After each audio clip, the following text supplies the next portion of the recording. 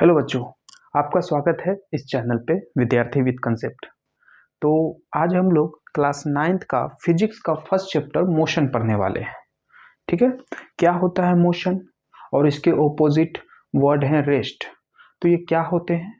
तो ये बॉडी के दो सिचुएशन है। जैसे आदमी के हालत होते हैं ना, कभी हालत खस्ता होता है, खराब होता है, कभी हालत अच्छा होता है ना। और वैसे ही हर एक बॉडी का फिजिक्स में हर एक बॉडी के दो स्टेट होते हैं। ठीक है, स्टेट यानी हालत, सिचुएशन। वो राज्य वाला स्टेट मत समझ लीजिएगा। ठीक है, तो दो स्टेट होते हैं, two state of body. Body बोलो या ऑब्जेक्ट बोलो। ठीक, कौन कौन से दो स्टेट होते हैं? एक रेस्ट, एक मोशन। आपके आसपास की बॉडी यही दो स्टेट में रह सकता है, या तो वो चल रहा है या तो वो रुका हुआ है। ठीक, समझ गए? आसपास देख लीजिए, या तो यही दो काम करेगा, या तो चल रहा है या तो रुका हुआ है। ठीक, अच्छा, आप ये कैसे पता करते हो कि कोई बॉडी चल रहा है? जैसे क्या, अभी हम चल रहे हैं, आप कहोगे हाँ चल रहे हैं। अभी हम रुके हुए हैं, हाँ रुके हुए हैं। तो क्या है, आपने देखा कि जिसने पोजीशन चेंज किया, समय के साथ जिसने पोजीशन चेंज किया उसे हम मोशन कहते हैं, जो नहीं किया उसे हम रेस्ट कहते हैं। ठीक है, पोजीशन चेंजेस विथ टाइम तो मोशन हुआ। ओके, तो अगर हम ऐसे खड़े हैं तो आपके अनुसार हम रुके हुए हैं, है ना। अगर ये देखिए, ये अर्थ है, ये अर्थ में पे मेरा घर है, इस घर पे हम ऐसे खड़े हैं। जो यहां मून पे बैठा हुआ है, दूरबीन लगाकर देख रहा है मुझे, वो क्या देखेगा? क्या हम रुके हुए हैं? वो तो देखेगा कि हम सन के चारों तरफ चक्कर लगा रहे हैं, गोल गोल घूम रहे हैं भी और चक्कर भी लगा रहे हैं। ये तो ये देखेगा। तो इसके लिए हम क्या, ये क्या कहेगा कि हम पोजीशन चेंज कर रहे हैं, है ना। तो इसके लिए तो हम मोशन में आ गए। समझ में आ रही है बात? तो ये कहना सही है कि जो पोजीशन चेंज करे मतलब मोशन, पर कहां से देख रहे हो वो भी मैटर करता है, वो भी डिपेंड करता है। अगर आप मेरे घर के सामने बैठे हुए, मेरे घर में बैठे हो, तो आप क्या कहोगे कि हम रुके हुए हैं। पर कोई आदमी जो मून पे बैठा हुआ है वो क्या कहेगा? हम चल रहे हैं, क्योंकि जिस पे हम बैठे हैं यानी कि अर्थ, वो भी चल रहा है। ठीक है, तो ये चीजें होती है। कौन चल रहा है कौन रुका हुआ है, ये डिपेंड करता है कि आप कहां से देख रहे हो, ऑब्जर्वर कहां पे है, इस पे डिपेंड करता है। ठीक है, ऑब्जर्वर पे डिपेंड करता है। तो ये डिफिनीशन में ये बातें डालनी पड़ेगी ना कि पोजीशन चेंजेस विथ टाइम। ये काफी नहीं है लिखना, हमें ये डालना पड़ेगा कि देखने वाला कौन है, कहां से देख रहे हो। तो अब प्रॉपर डिफिनीशन लिखते हैं।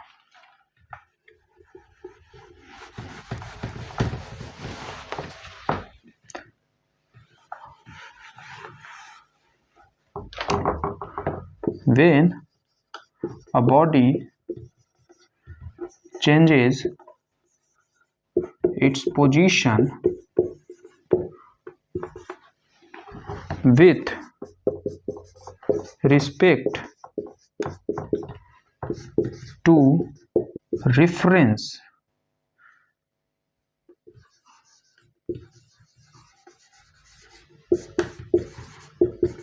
point या ऑब्जर्वर, इसी को ऑब्जर्वर भी कह सकते हो कि देखने वाला कौन है। ठीक है,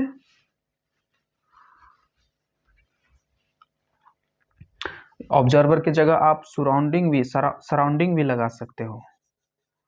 surrounding with respect to surrounding. किसी बुक में ये देखोगे, किसी बुक में ये लिखा हुआ देखोगे, किसी में ये देखोगे, किसी में ये भी देखोगे। एक और वर्ड है फ्रेम ऑफ रेफरेंस ये भी देखोगे।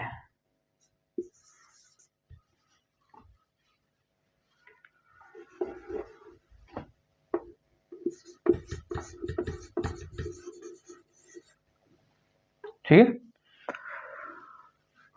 with respect to reference point and in given time।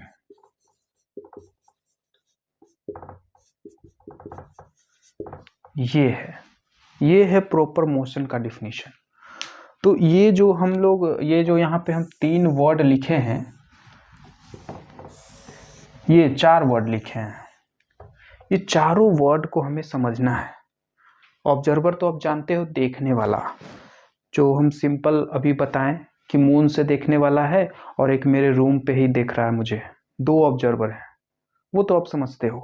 पर रेफरेंस पॉइंट क्या होता है, सराउंडिंग भी समझते हो, आपकी आसपास की चीज़ों, जैसे कि ये बोर्ड हो गया, तो अभी हम चल रहे हैं, क्यों कह रहे हैं चल रहे हैं हम, तो जो देखने वाला है वो बोर्ड से मेरा पोजीशन मेजर करेगा, और अभी इतना है और अब इतना है, पोजीशन बदला।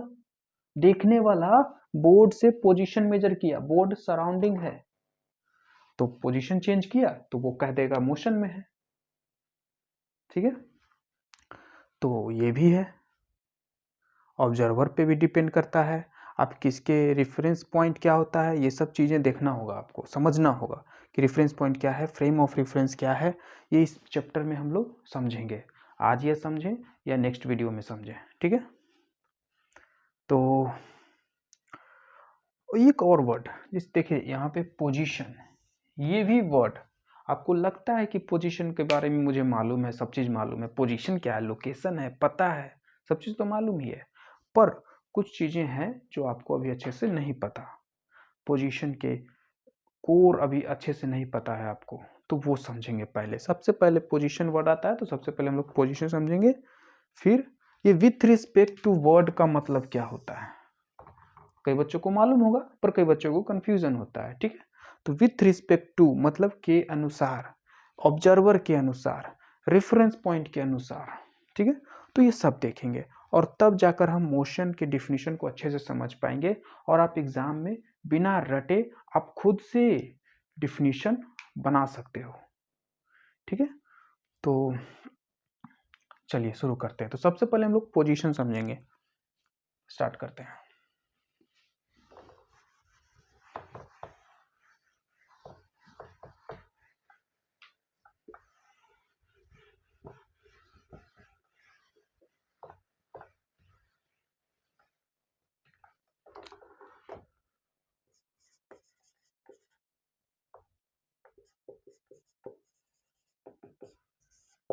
पोजीशन,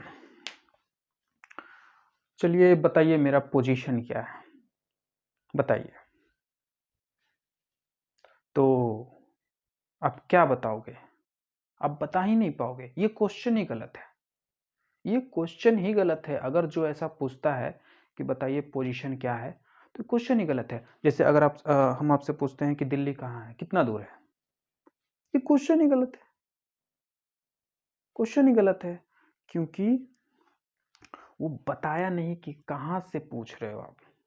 ये कहाँ से, ये जो वर्ड है ये डालना जरूरी है किसी का पोजीशन बताने के लिए।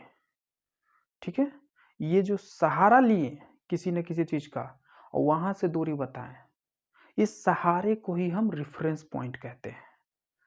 ठीक है, किसी भी चीज के पोजीशन को बताने के लिए आपको सहारे की जरूरत पड़ेगी, समझ रहे हैं।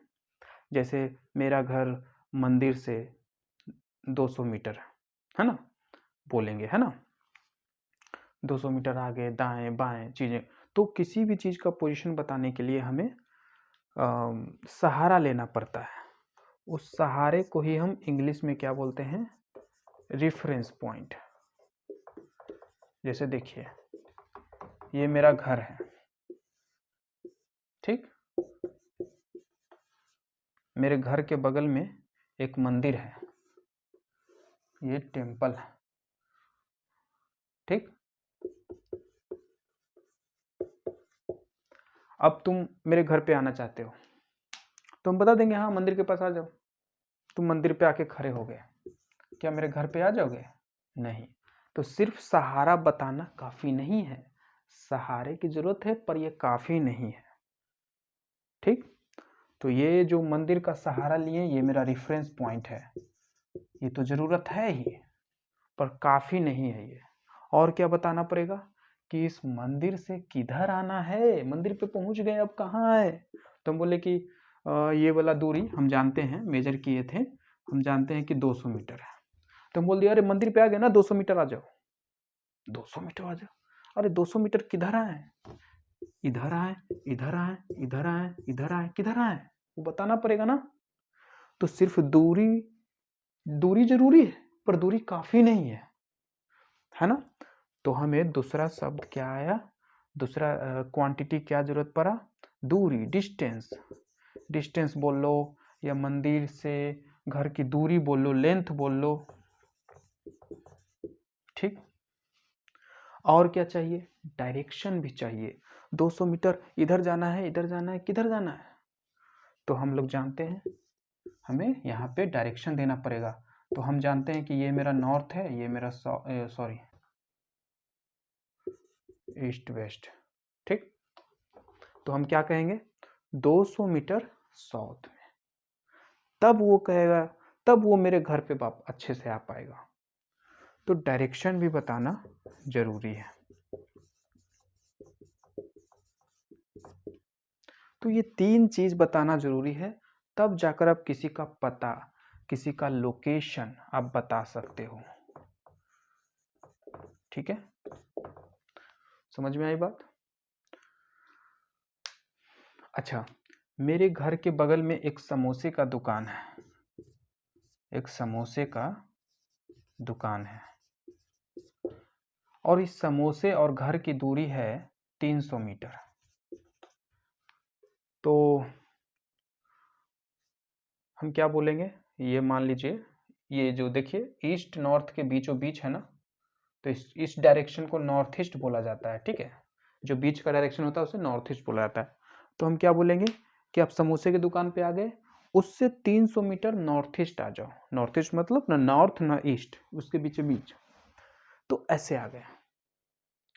ठीक है, तो देखिए मेरे घर का पोजीशन क्या क्या है, पोजीशन ऑफ माई होम। तो मेरे घर के 2 पोजीशन है, मेरे घर के 2 पोजीशन है। 2 तरह से मेरे घर के पोजीशन बता सकते हो। एक तो ये मंदिर के सहारे बताओगे तो क्या बताओगे, अगर अगर रेफरेंस पॉइंट टेम्पल है तो मेरा घर का पोजीशन क्या है, 200 मीटर ईस्ट है ना, साउथ है, सॉरी साउथ, ऐसे। और अगर रेफरेंस पॉइंट ये समोसा का दुकान है,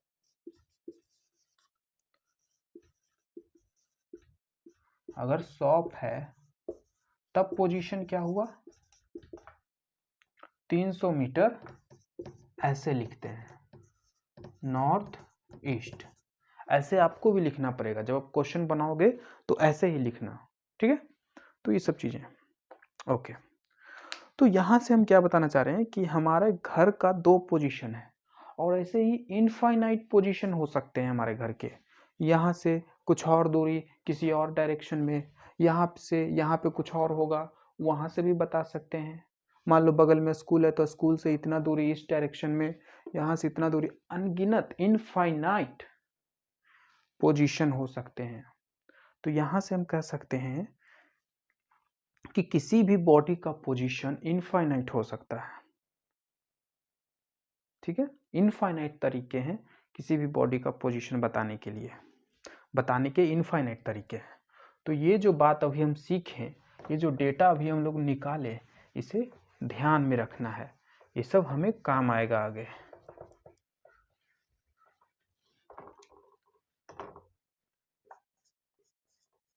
position of any body can be infinite.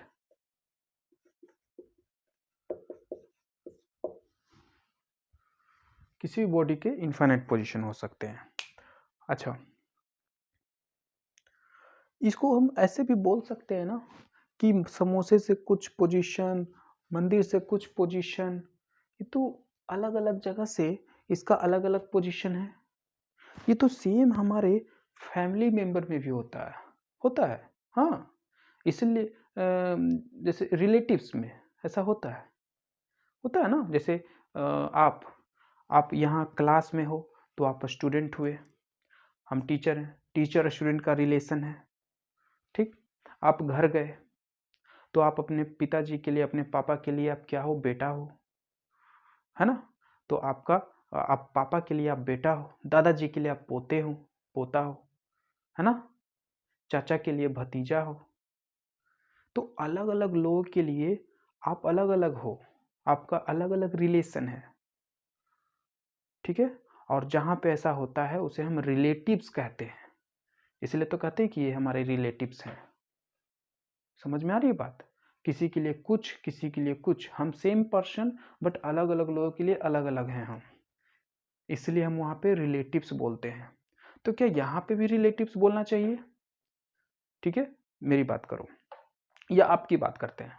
आप इसके लिए कुछ, इसके लिए कुछ, तो आप क्या हो? इन सबके रिलेटिव्स हो, इन सबका रिलेटिव्स हो।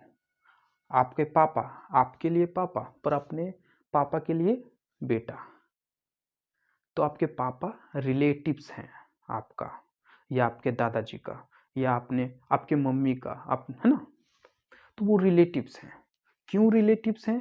क्योंकि आपके लिए कुछ, किसी और के लिए कुछ। ओके, बात समझ में आई? यहाँ पोजीशन भी तो वही है। समोसे की दुकान के लिए देखें तो मेरे घर का पोजीशन कुछ, मंदिर से देखें तो मेरे घर का पोजीशन कुछ और, है ना। तो हम ऐसा कह सकते हैं कि this position is also relative, है ना। तो ये बात हम यहां पे लिखते हैं, position is a relative quantity. ये क्वांटिटी क्या लिखती है? What is this quantity? तो क्वांटिटी वो हर चीज को बोलेंगे जिसको हम मेजर कर सकते हैं, जिसको हम कैलकुलेट कर सकते हैं। आप सोचिए जरा, किसको किसको आप कैलकुलेट कर पाते हो अपने लाइफ में? Number of shirts, number of student, ये सब क्या है? क्वांटिटी है। Mass of your body, mass of your body, ये क्या है? वेट, मास, ये क्वांटिटी है। आपने किसी बॉडी पे कितना फोर्स लगाया, ये क्वांटिटी है। प्रेशर कितना है, ये सब मेजर कर सकते हो, ये सब क्वांटिटी है। तो क्या हम पोजीशन मेजर नहीं कर सकते? हाँ, 300 मीटर मेजर कर दिए, तो ये पोजीशन भी क्वांटिटी हुआ। और ये किस तरह का क्वांटिटी है? रिलेटिव क्वांटिटी है। ठीक है। अच्छा, क्या कौन से रिलेटिव क्वांटिटी नहीं है? ठीक है, पोजीशन तो रिलेटिव है, कौन रिलेटिव नहीं है? सोचिए। नंबर ऑफ स्टूडेंट, क्या ये रिलेटिव है? आपके लिए 5 स्टूडेंट है, आपने काउंट किया 5, हम काउंट करेंगे तो क्या 6 हो जाएगा? नहीं, मेरे लिए भी 6। तो number of student is not a relative quantity. चलिए और फिजिक्स में बात करते हैं। फिजिक्स में खोजिए कौन है रिलेटिव क्वांटिटी। मास, हमारे बॉडी का मास। मेरे लिए मान लो 70 kg है, तो आपके लिए भी मेरा बॉडी का मास 70 kg ही है। आप भी मुझे उठाओगे तो आपको 70 kg का भार लगेगा, कोई और मुझे उठाएगा तो 70 kg ही भारी लगेंगे उसको भी हम, है ना। तो मास एक रिलेटिव क्वांटिटी नहीं है, क्योंकि अलग अलग लोहे के लिए मेरा अलग अलग मास नहीं है। ओके, और कुछ है? और कुछ है? सोचिए जरा, सोचिए, कमेंट करिए आप।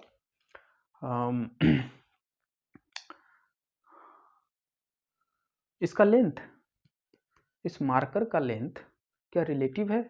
हम इंच टेप मीटर स्केल लेकर मेजर करेंगे, आप करोगे, कोई अंतर नहीं है, तो इसका लेंथ भी रिलेटिव नहीं है।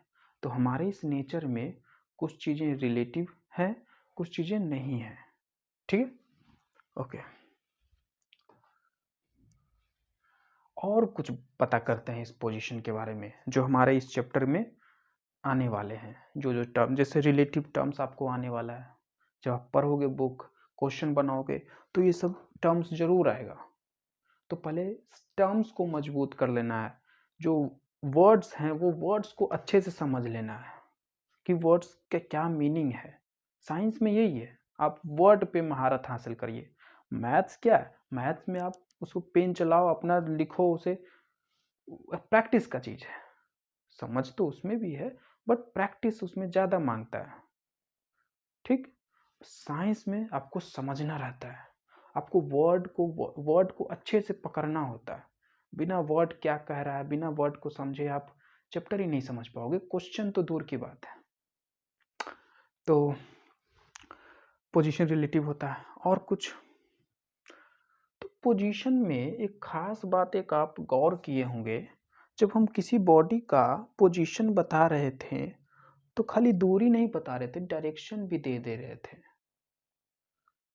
क्या हर क्वांटिटी में ये जो हम 300 मीटर बताएं इसे मैग्नीट्यूड कहते हैं, और ये डायरेक्शन तो जानते ही हो, मैग्नीट्यूड या किसी बुक में न्यूमेरिकल वैल्यू बोलता है। हाँ, तो सवाल हम ये कर रहे थे कि क्या हर क्वांटिटी में सिर्फ मैग्नीट्यूड होता है कि दोनों डायरेक्शन भी होता है, मैग्नीट्यूड और डायरेक्शन दोनों होता है? नहीं, हमारे इस नेचर में कुछ क्वांटिटी में मैग्नीट्यूड होता है, कुछ क्वांटिटी में मैग्नीट्यूड और डायरेक्शन दोनों होता है। और ये दोनों अपने मर्जी से नहीं होते कि यार चलो चलो भाई हो जाते हैं, ये जरूरी है डालना। अगर आप डायरेक्शन नहीं डालोगे, जिसमें डायरेक्शन की जरूरत है उसमें डायरेक्शन नहीं डालोगे तो फिर वो समझ में नहीं आएगा। जैसे यहाँ पे समझ नहीं आ रहा था, खाली हम यहाँ से बोल देंगे 200 मीटर आ जाओ तो आ जाओगे, बताना पड़ेगा डायरेक्शन। बिना डायरेक्शन के पोजीशन अधूरा है ना।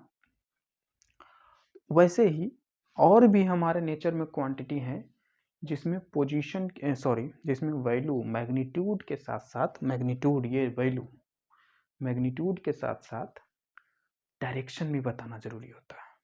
कैसे? तो फोर्स के बारे में आप थोड़ा बहुत समझे होंगे, जानते होंगे, 7-8 में पढ़े होंगे। तो देखिए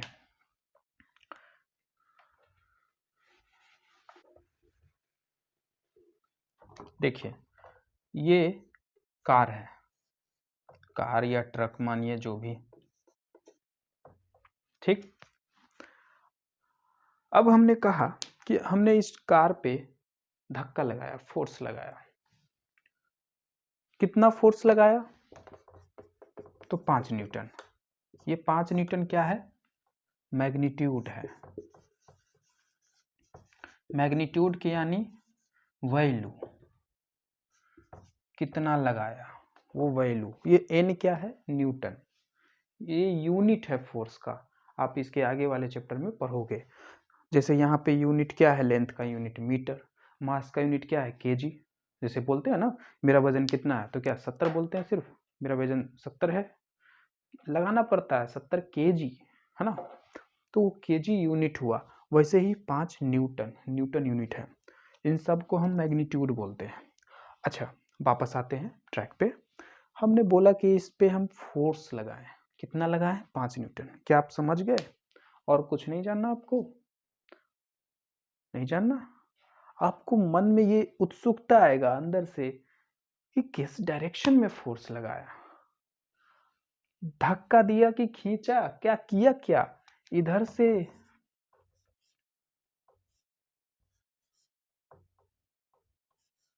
ऐसे फोर्स लगाया इधर से, कि इधर से फोर्स लगाया?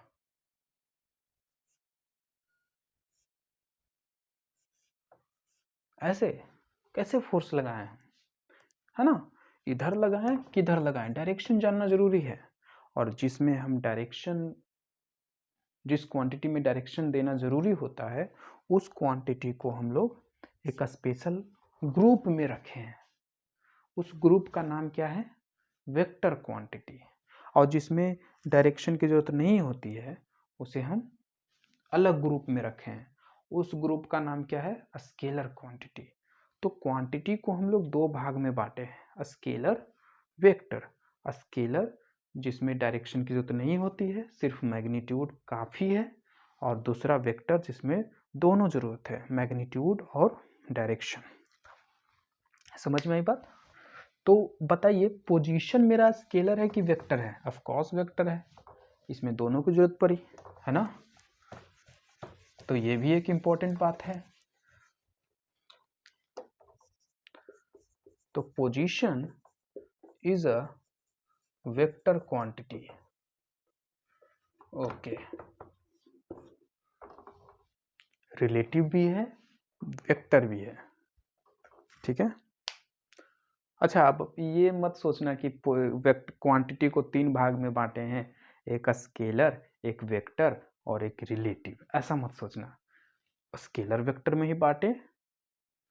देखिए बांटने का क्या है, आप कई तरीके से बांट सकते हो।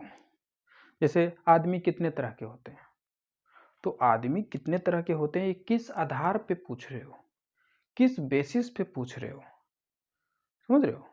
जेंडर के बेसिस पे पूछ रहे हो, है ना? तो 3 तरह के होते हैं। या कलर के बेसिस पे पूछ रहे हो, गोरा काला, है ना?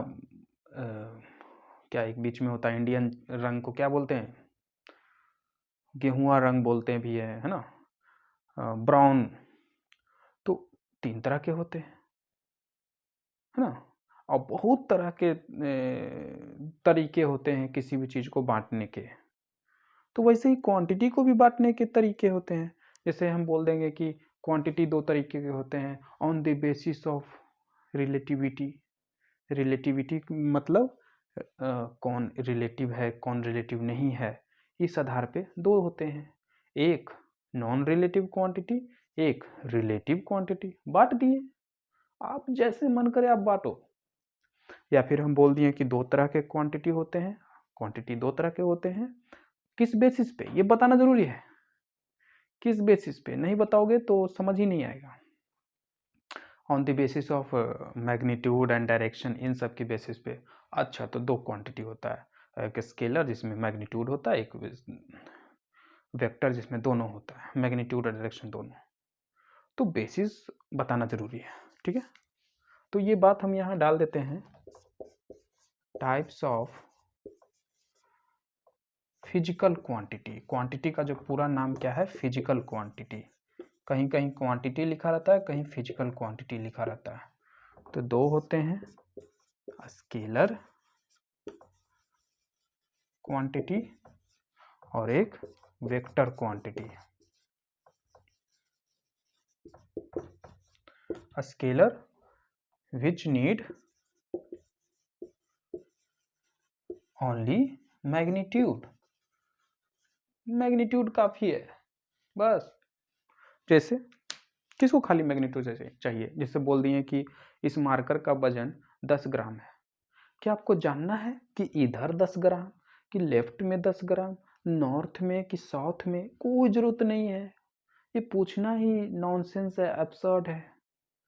बस हाँ, लेंथ 5 मीटर है तो है, मास 5 ग्राम है तो है, 5 मीटर ज़्यादा हो गया, 6-7 सेंटीमीटर लेंथ है तो है, किस डायरेक्शन में ये क्या जाने। तो लेंथ आपका स्केलर क्वांटिटी हो गया, और मास, मास आपका स्केलर क्वांटिटी हो गया। मेरा वजन 70 kg है तो है, अब किधर है ये बताने की क्या जरूरत है, बता भी नहीं पाओगे आप, बताना चाहोगे तो। डायरेक्शन, मास में डायरेक्शन आप चाह के भी नहीं डाल सकते, ठीक है।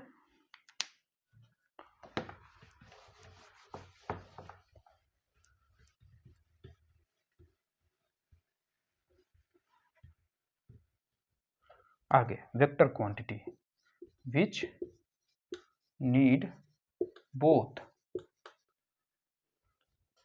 Magnitude and direction. ठीक है, हम बहुत शॉर्ट वर्ड यूज करते हैं, तो आप इस बात को मैनेज करिएगा, समझ लीजिएगा कि किसके बारे में किसका मतलब क्या लिखे हैं, ठीक है। क्योंकि मुझे बहुत लिखना होता है तो हम शॉर्टकट यूज करते हैं, ठीक है। ध्यान दीजिएगा, मैग्नीट्यूड का यहाँ मैग्नेट मत लिख लीजिएगा अपने कॉपी पे। ओके, कौन कौन है एग्जाम्पल? एग्जाम्पल जैसे कि अभी तो यही तो पढ़े, पोजीशन, फोर्स, और भी जैसे जैसे आप आगे पढ़ोगे नए नए क्वांटिटी जानोगे। जैसे चार्ज के बारे में आप पढ़ चुके होंगे, नाम सुने होंगे। चार्ज भी आपका स्केलर, सॉरी चार्ज वेक्टर नहीं है, स्केलर है, स्केलर में डालते हैं ना। चार्ज आपका स्केलर क्वांटिटी है ना। ये चीज़ है। प्रेशर, प्रेशर में भी डायरेक्शन की जरूरत नहीं होती है, प्रेशर भी आपका स्केलर क्वांटिटी है। ओके, तो ये चीज़ें हैं। तो हम लोग पोजीशन समझ लिए आज इस लेक्चर में। और पोजीशन क्या होता है, कितने तरह के होते हैं, कितने तरह के पोजीशन बताने के इनफाइनाइट वे हैं, इनफाइनाइट तरीका है, पोजीशन रिलेटिव होता है, रिलेटिव वर्ड क्यों आया, ये सब चीज़ें नेक्स्ट वीडियो में हम लोग, नेक्स्ट क्लास में हम लोग आगे के जैसे मोशन के जो डिफिनीशन थे, जिसमें बहुत सारे टर्म हम लोग अंडरलाइन किए थे, तो उसमें से पोजीशन टर्म तो हम लोग समझ लिए, और भी बचे हुए बहुत सारे टर्म हैं, रेफरेंस पॉइंट, ये सब हम लोग नेक्स्ट वीडियो में समझेंगे, ठीक है। और इस तरीके से हम लोग पूरा प्रॉपर मोशन का जो डिफिनीशन है अपने से खुद से बनाने का, खुद से हम मोशन के डिफिनीशन को लिख सकेंगे अगर आप पूरे अच्छे से समझ लेते हो तो। रटना नहीं पड़ेगा। ओके, तो मिलते हैं नेक्स्ट वीडियो में।